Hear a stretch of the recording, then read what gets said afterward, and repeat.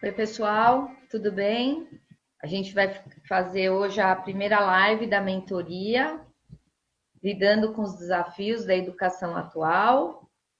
Eu preparei uma apresentação para estar mostrando algumas coisas para vocês. Como o Facebook na live a gente não consegue compartilhar a apresentação,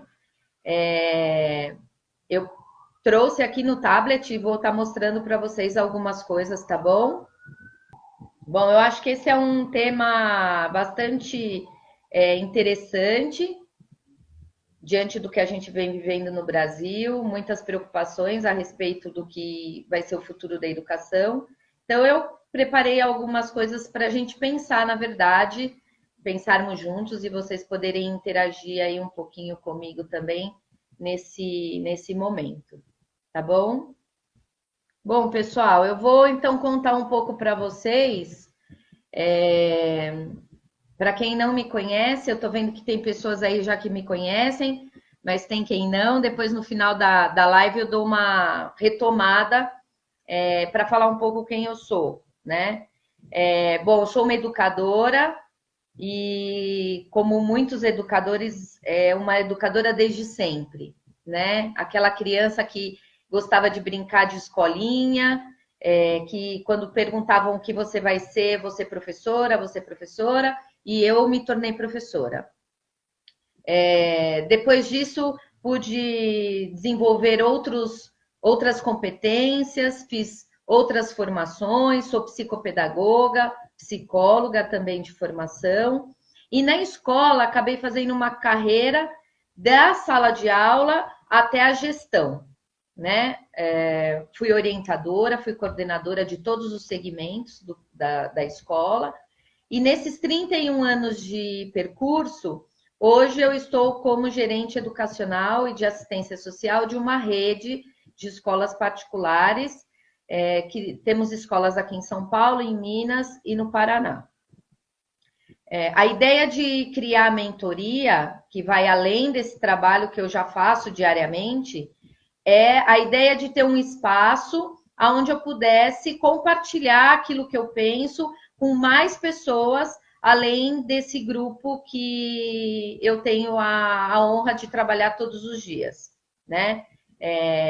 Então, a ideia é poder oferecer para as pessoas um outro momento, não só para a gente discutir assim, como videoconferência ou como live, todo mundo, mas também ter momentos individuais, onde as pessoas possam entrar em contato, a gente possa conversar ou individualmente ou em pequenos grupos, né? Porque hoje a gente vê que é um grande desafio trabalhar na educação, né? Eu preparei algumas coisas para vocês para a gente ter uma noção. Por exemplo, a população mundial hoje é em torno de 7 bilhões e meio de pessoas. Então, o planeta continua crescendo. Esses 7 bilhões não vai parar. Mas o tamanho do planeta continua. E aí todos os problemas que isso acarreta, né? Hoje mesmo está em discussão a nova lei da proibição dos canudinhos de plástico, né?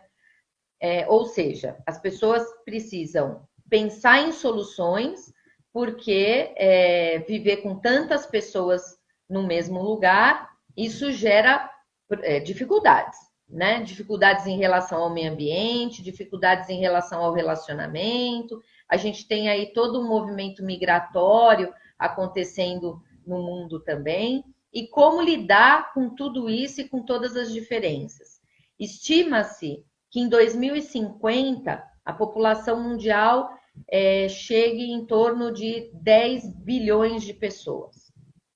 Então, a fome e tudo que vai envolver a população.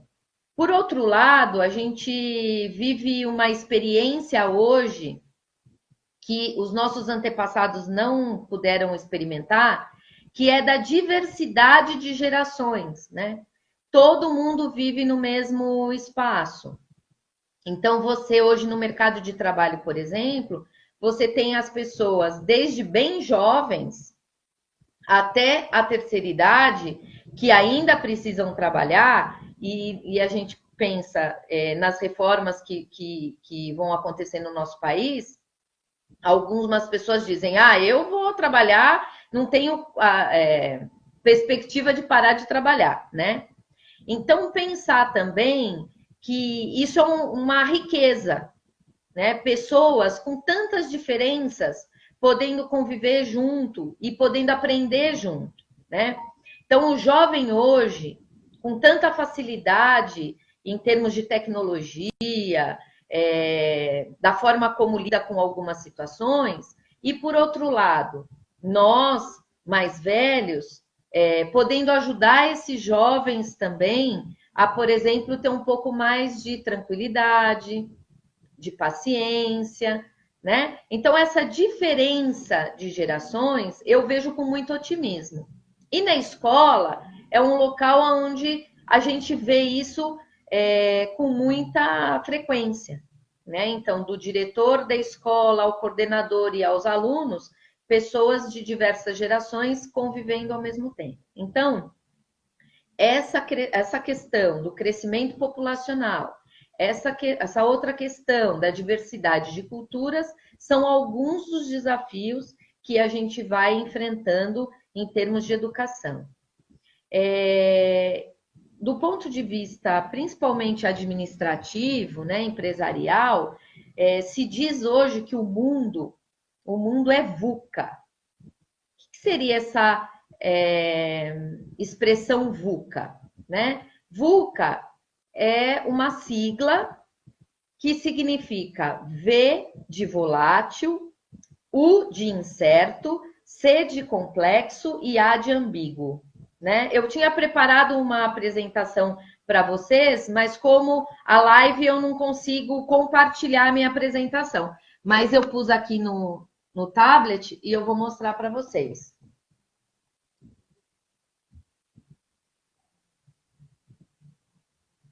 Tá? Depois a gente pode até combinar que eu posso compartilhar esse slide, tá?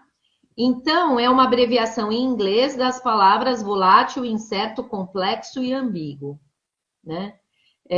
Não é fácil viver nesse mundo, né? Um mundo onde as coisas acontecem com muita rapidez, né? Um mundo onde aquilo que antigamente a gente tinha muita certeza de como resolver uma situação, hoje pode ser que não funcione mais, né?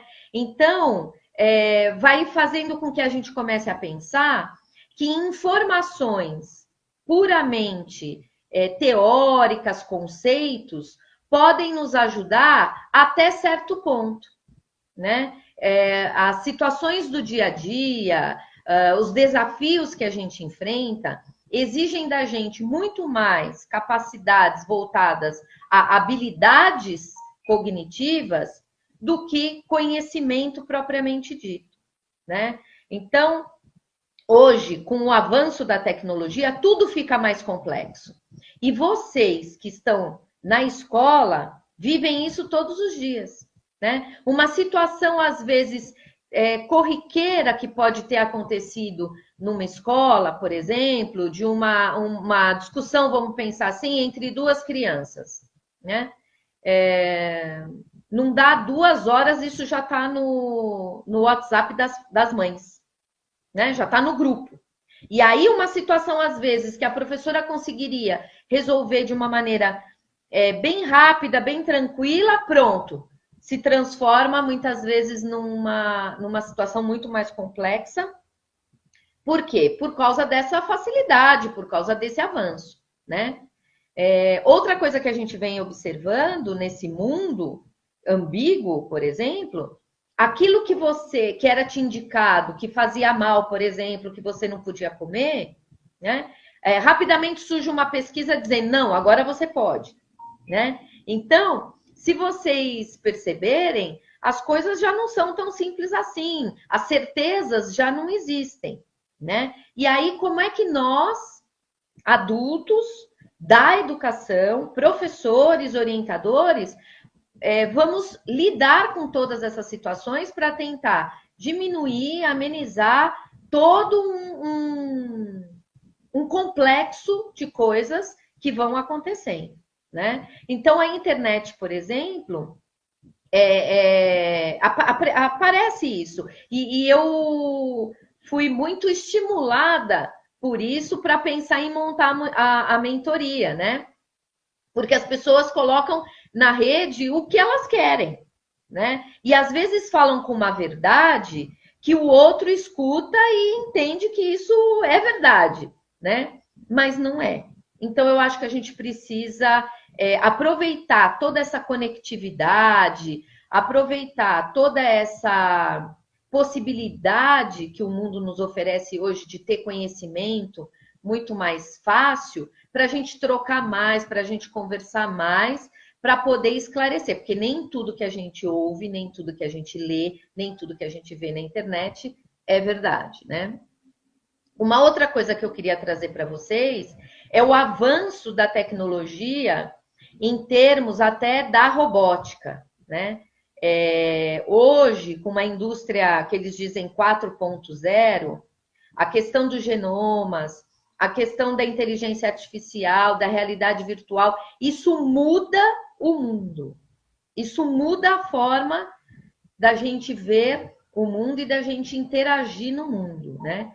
Então, tem uma informação que eu encontrei no New York Times, foi uma pesquisa, que diz que em 2021, daqui 2 anos, 2021, os robôs farão o trabalho de 4,3 milhões de humanos. Isso é uma pesquisa, resultado de uma pesquisa, né? Os robôs humanoides já estão sendo vendidos, né? A China é um dos países onde mais tem robôs. Aqui, próximo de nós, existe uma fazenda no Chile já robotizada. Então, para vocês terem uma ideia, ordenha é uma fazenda de produção de leite. A ordenha das vacas, escovar as vacas, não são mais humanos que fazem nessa fazenda, são robôs. E aí você me pergunta, e onde está o ser humano? E o homem? O robô vai vir e vai tomar todo o nosso espaço? Não, até porque a população do mundo continua crescendo. Então, a gente vai ter que achar o nosso espaço. E qual é o nosso espaço? O nosso espaço é aquele do humano. É aquele que o robô não sabe fazer, né? Os robôs, mesmo chamados de humanoides, eles não são criativos. Nós somos. Então, nós precisamos deles para que eles façam aquilo que eu não preciso mais gastar tempo fazendo, aquilo que é puramente operacional. Então, vamos pensar em termos de escola, já que a gente está aqui para discutir educação, corrigir provas, né? Hoje a gente já tem várias plataformas, né? Vamos falar de provas de múltipla escolha, e já estamos evoluindo para as provas dissertativas, esse tipo de trabalho em plataforma, né? Então, as plataformas corrigem a prova, entregam para o professor a prova corrigida. Então, todo aquele trabalho manual, operacional do professor de corrigir prova, eu não preciso mais fazer. Agora, olhar para o resultado dessa correção, né? Pensar em estratégias que vão melhorar o desempenho dos estudantes, isso não é do robô, isso é do ser humano, né? Aquele olho no olho do nosso estudante com o nosso aluno, né? Isso não é do robô, isso é da professora. Então, do professor. Então, eu acho que é novo para todo mundo, né? Mas a gente precisa confiar na nossa capacidade cognitiva de aprender.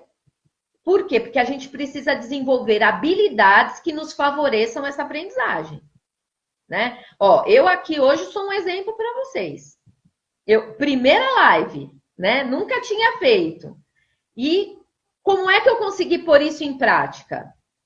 Usando habilidades, né? Essas habilidades me ajudaram a pesquisar na internet, assistir outras lives, poder comparar uma live que uma pessoa fez com de outra pessoa, né? Fazer uma síntese, pensar isso serve para mim, esse daqui ainda não serve para mim, isso aqui eu já sei fazer, isso aqui eu não sei fazer. Então, saber procurar, saber identificar, saber analisar, saber comparar, isso são habilidades. Esse é o futuro da educação, esse é o futuro da escola, né? Trabalhar para desenvolver as habilidades. Porque o conteúdo em si, isso está na rede, isso está na internet, isso está fácil, né? Quando eu resolvi fazer a live, e aí, ó, por exemplo, alguém me falou, faz uma live. Eu falei, meu Deus, o que é uma live?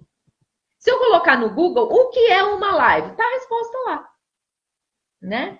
Agora, que ferramenta eu vou usar e qual é a mais adequada? Isso exige um pouco mais. Isso exige habilidade. Isso é nosso próprio do ser humano. E aí eu trouxe também, para aprofundar um pouco mais a discussão quais são esses desafios do que a gente vai enfrentar na educação, eu trouxe para vocês as 10 principais habilidades que vão ser exigidas dos profissionais a partir de 2020, que esse foi um trabalho feito pelo Fórum Econômico Mundial, eles dizem a partir de 2020, mas já está sendo exigido já, né? Porque, lembra, nós estamos no mundo VUCA. O mundo VUCA, essa mudança ela não ocorre abrupta, de uma hora para outra, ela está acontecendo, né? Então, todas essas mudanças no mundo, na nossa vida, estão acontecendo. Então, eu trouxe para vocês as 10 principais habilidades. E nós vamos começar assim, da 10ª para a primeira, porque a primeira é a que eles colocaram, ranquearam, tá? Essas 10 é ranking, é top, né? Então, a 1, eles entendem que é a mais importante. Eu vou ser sincera para vocês, na minha leitura, na minha análise sobre essas habilidades. Eu vejo muita conexão entre elas, né? Eu não sei se eu conseguiria ou se eu optaria em organizá-las ranqueadas de quais são as melhores. Eu acho que todas são importantes. E aí depois eu quero um pouco o retorno de vocês, né? Se é isso mesmo, se vocês acham que faz sentido ou não. O que eu vou fazer também terminando a nossa live, eu vou colocar na página da mentoria a fonte da onde eu tirei essas habilidades. É uma reportagem bem interessante de um site que chama Fábrica de Cursos. E eles falam dessas questões de tecnologia. Eu achei bem interessante porque eles também escreveram num formato bem interessante, assim, bem gostoso de ler. E eu acho que é um material para vocês, educadores, muito legal, tá? Então, assim, antes de eu falar das 10 habilidades, vamos só retomar? Porque eu estou acompanhando aqui pelos rostinhos, pelos olhinhos, né? E as pessoas continuam chegando e podem estar pensando, bom, do que a Ana está falando? Então, ó, nós estamos falando de estratégias ou de possibilidades para a gente lidar com os desafios da educação atual. Então, nós estamos falando dos desafios. Que desafios a gente falou até agora? Um grande crescimento populacional, e com esse crescimento populacional, todas as alterações que ocorrem no nosso planeta, seja do ponto de vista do meio ambiente, das relações, alimentação, comunicação, né? Uma outra coisa que nós falamos é que hoje se diz que o mundo é VUCA, né? Porque é um mundo volátil, é um mundo ambíguo, um mundo onde cercado de incertezas, onde aparentemente tudo que eu já sabia que ia acontecer não acontece mais, né? Mas é um mundo que não me assusta. Não me assusta por quê? Porque a gente tem condições e habilidades de lidar com todas essas mudanças que ocorrem no mundo. né? Falei também de um outro desafio da educação nesse mundo atual, que é essa grande mistura de gerações e essa grande diversidade, tá? E eu estou falando de desafio, mas não escutem isso do ponto de vista negativo, tá? Como problema. Eu não vejo dessa forma, eu vejo o desafio sempre de uma maneira muito otimista, né? Aquilo que te move, aquilo que te impulsiona, aquilo que te faz querer fazer diferente. Então, tudo isso é sem pensar em coisas ruins, tá bom? Mas as coisas boas que estão acontecendo. E aí eu estou trazendo para vocês as 10 principais habilidades que são exigidas atualmente no século atual e de acordo com o Fórum Econômico Mundial, tá bom? Lembrando que, por que eu estou falando em habilidade? Porque nós, educadores, escolas que ficarem focadas apenas no ensino conteudista, não vai ter espaço, vocês percebem? Porque a gente estaria indo contra o mundo, contra as necessidades do mundo atual. Então, vamos pensar lá. O pessoal do fórum elegeu as 10 habilidades. A 10ª habilidade é flexibilidade cognitiva. É uma palavra diferente para dizer o seguinte: não dá para ficar pensando só dentro da caixinha, né? Não dá para pensar só de um mesmo jeito. Tem que inovar. Tem que ter flexibilidade. Flexibilidade de pensamento, flexibilidade de raciocínio, né? Pessoas com rigidez de pensamento vão ter dificuldades para lidar no mundo com tanta mudança, com tanta agilidade. Uma outra habilidade fundamental. Então, ó, eu vou falando isso e você, educador, já vai pensando assim: como que eu vou pôr isso no meu plano? Né? Escola monta projeto político-pedagógico, professor monta plano de aula, orientador monta plano de ação, né? Então, como é que você vai levar em conta essas habilidades quando você for pensar no seu planejamento para os estudantes que estão com você? A 9ª habilidade que eles trazem é a capacidade de negociação. Então, algumas profissões já têm isso nato, né? Vamos pensar, os vendedores, por exemplo. Eles precisam ter bem desenvolvidas as habilidades de negociação, né? Só que isso ficava num campo do negócio, num campo comercial. Hoje em dia, não, né? Hoje em dia está no campo das relações. Então, saber negociar, saber a hora de recuar, saber a hora de realmente vender a sua ideia ou vender a sua proposta, essa é uma habilidade que a gente precisa desenvolver e ensinar os nossos alunos. Outra habilidade muito interessante, eu vou até ler para vocês como eles colocaram. Eles dizem assim: orientação a serviço, ou seja, colocar um holofote no consumidor e antecipar quais serão as necessidades do futuro. É um pouco o que a gente está pensando em termos de educação, né? Quais serão as necessidades? Bom, com esse crescimento dos robôs, com toda essa questão de que as questões operacionais vão ser, os processos operacionais vão ser substituídos do humano, eu, em termos de educação, eu tenho que projetar lá na frente.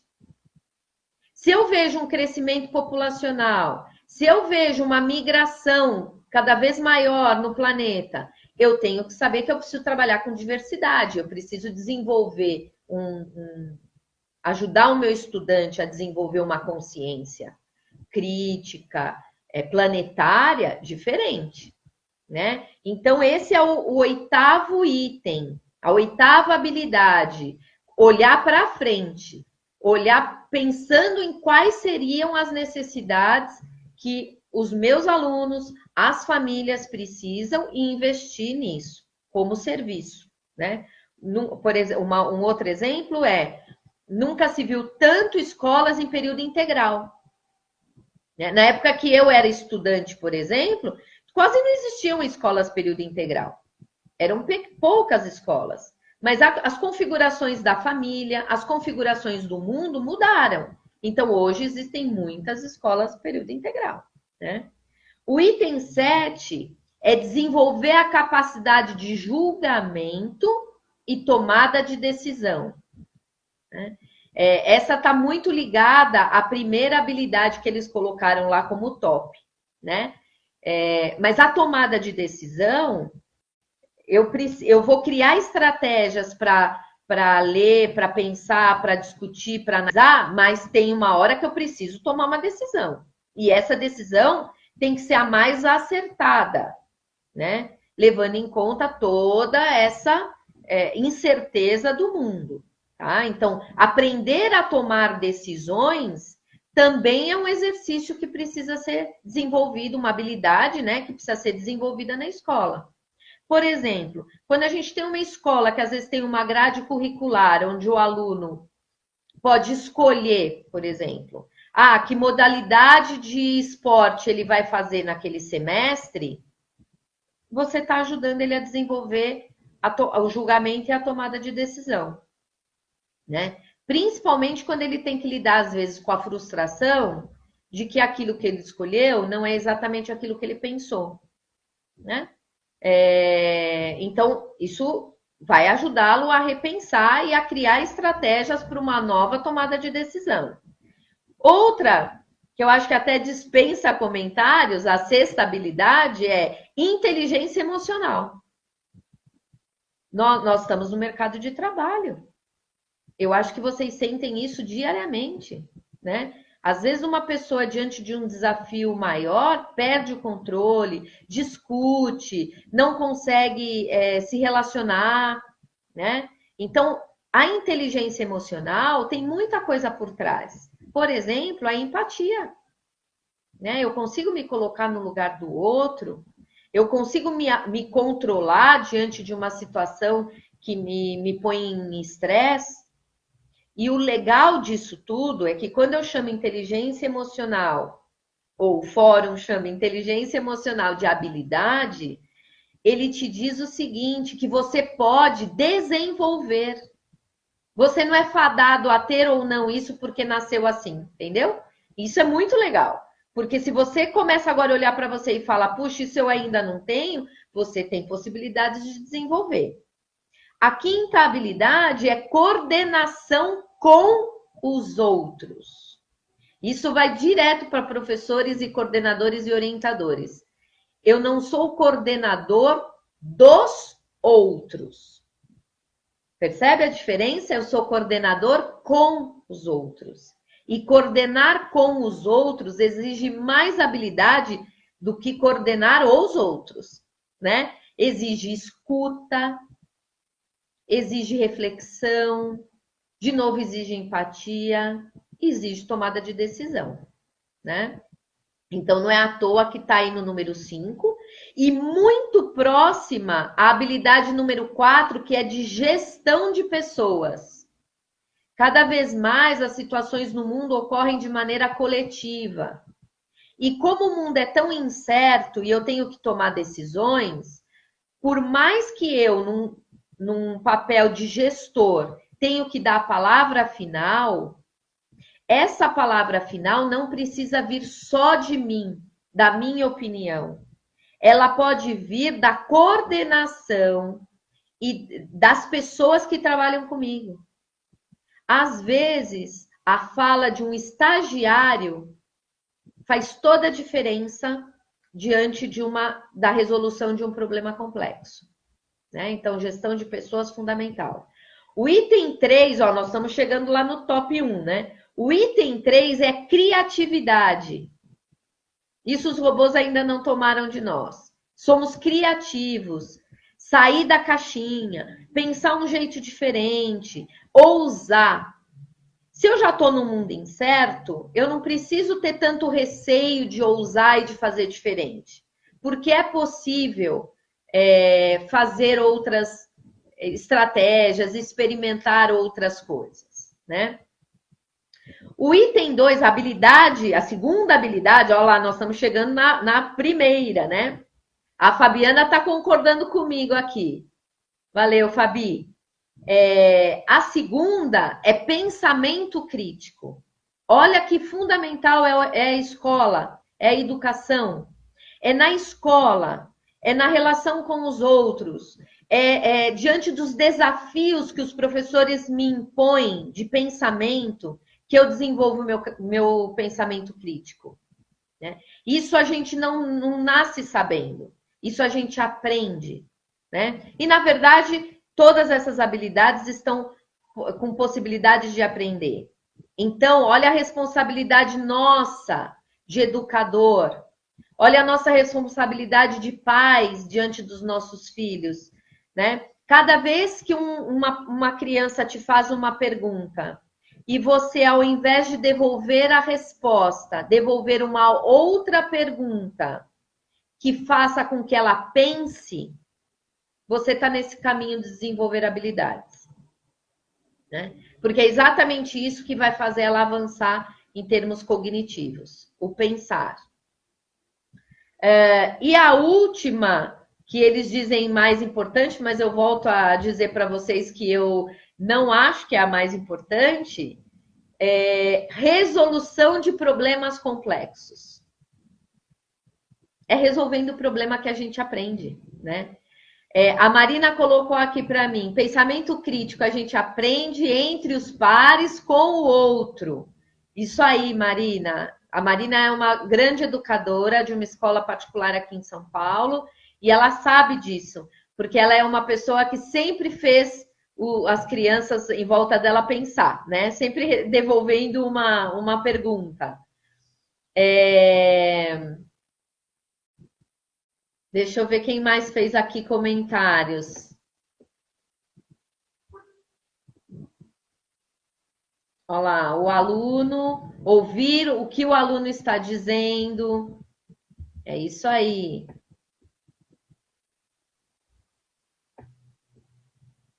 Gente, muitos comentários, estou muito feliz. Não estou conseguindo ver todos aqui, mas muito legal. Muito legal. Então, a resolução de problemas complexos, eu acho que fecha um pouco essa questão da importância das habilidades no trabalho pedagógico, no trabalho das escolas. Né? Hoje em dia, a gente tem várias metodologias, todas baseadas em resolução de problema. Mas isso, professor, não basta você ir lá e oferecer um problema. Isso tem que estar na sua concepção. É isso que nós estávamos falando. Quando você não dá uma resposta pronta e você oferece ao seu estudante possibilidades de pensar em outras formas, é isso que faz pensar em resolução de problemas. Né? E resolução de problemas não é matemática, tá? Né? A resolução de problemas é resolver uma situação. Né? É fazer pensas que a gente vai colocá-los para pensar, tá bom? Eu vou colocar essa apresentação para vocês, porque assim vocês também podem estar acompanhando, tá bom? Eu trouxe para finalizar a nossa live, porque, como eu disse para vocês, é a primeira live que eu estou fazendo, então a gente já está aqui há 36 minutos e eu fico pensando, tá cansado? Tô deixando as pessoas cansadas? Não, as pessoas estão conseguindo interagir, então vocês também me coloquem aí um pouco, tá bom? Eu quero mostrar uma imagem para vocês, e aí as educadoras que estão vão se lembrar. Ó, vocês conseguem ver? Sim? Então, essa imagem linda é de um conto, né? E os que adoram literatura já devem ter identificado, né? Alice no País das Maravilhas. E aí eu trouxe para vocês essa imagem, porque hoje, quando eu estava finalizando a preparação dessa live com vocês, eu fiquei pensando, e aí, Ana? E a educação? Né? Nós vamos para onde? Aí eu lembrei da Alice. Eu lembrei que a Alice chega para o gato e diz, você pode me ajudar? E o gato falou, sim, pois não. E ela diz, para onde vai essa estrada? E o gato diz para ela, para onde você quer ir? E ela responde, eu não sei, eu estou perdida. E aí o gato responde, para quem não sabe para onde ir, qualquer caminho serve. Então, esse não somos nós, né? Nós, educadores, hoje aqui, não somos a Alice. Nós sabemos para onde nós queremos ir, né? Nós queremos ir transformar a educação desse país. E um dos caminhos é através das habilidades, tá bom? E acho que um dos caminhos também é a possibilidade desse espaço que a mentoria quer abrir com vocês. Então, a minha experiência, eu queria muito falar isso para vocês, a minha experiência como psicóloga me fez pensar na possibilidade da mentoria. Né? Eu fui psicóloga clínica por 10 anos e eu aprendi, ou melhor, eu me desenvolvi como psicóloga através das supervisões clínicas que eu fazia, né? Então, eu ficava pensando sempre, por que o educador não tem um espaço tão rico e tão legal como eu tive enquanto psicóloga clínica?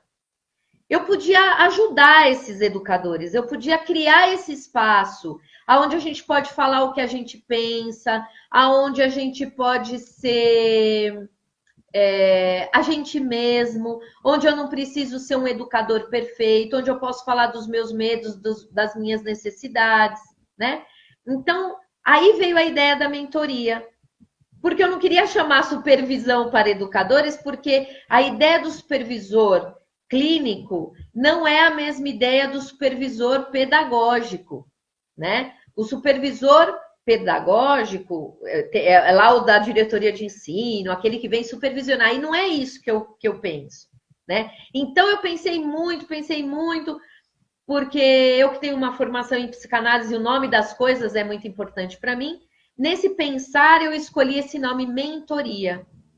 Se você olhar no dicionário, mentoria significa o seguinte: aquela pessoa mais experiente que pode ajudar aquele menos experiente no desenvolvimento das suas habilidades profissionais, né? Então, é exatamente isso que eu quero fazer nesse espaço, né? Então, vocês têm os meus contatos, né?